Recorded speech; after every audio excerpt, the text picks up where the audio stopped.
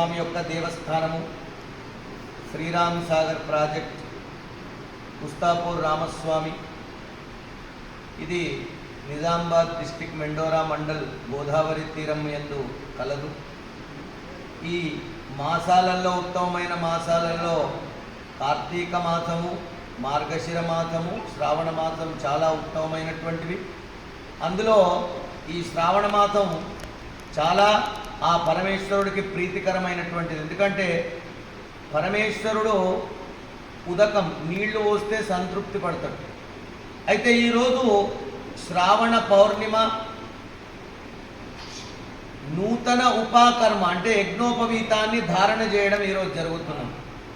అయితే ఇక్కడ శ్రీరామ్ సాగర్ ప్రాజెక్టు పోచంపాట్లో పద్మశాలి సంఘం తరపున ప్రతి సంవత్సరం కూడా ఇక్కడ వారు విచ్చేసి మార్కండేయ స్వామిని మనస్సులో దలుచుకుంటూ యజ్ఞోపవీత ధారణ చేయడం జరుగుతుంది.